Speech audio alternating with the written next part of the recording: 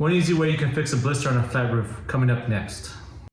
Step 1. Slice open blister spots with a utility knife. Blisters look like bubbles on your roof. Pop the blister first by cutting into its center. Be careful to keep the cut shallow since you don't want to cut any deeper than the damaged portion. Scrape away the damaged roofing material. Number 2. Cut around the damaged area until the membrane rests flat.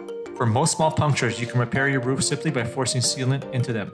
Sometimes doing this is difficult. Using a utility knife, make a shallow cut until you can remove material around the spot without damaging the layers underneath. Then use the damaged portion as a guide. Cut down until you are underneath the damage. Then stop so you don't puncture the rest of the material.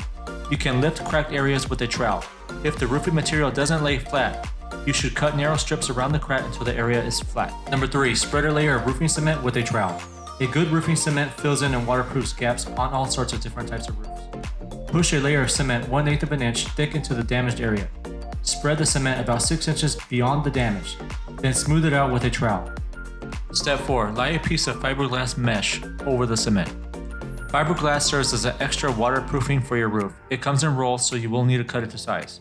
Push the mesh down to hold it in place in the cement.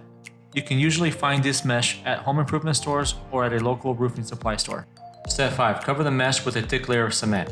Open up your can of roofing cement again and spread a layer of it over the entire piece of mesh.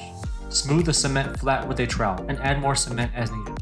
The final layer of cement should be about 1/2 inch thick and hide the mesh from view. Step 6. Add a layer of reflective coating to prevent sun damage. This layer of coating reflects UV rays, preventing sunlight from breaking down the bonds in the roof membrane.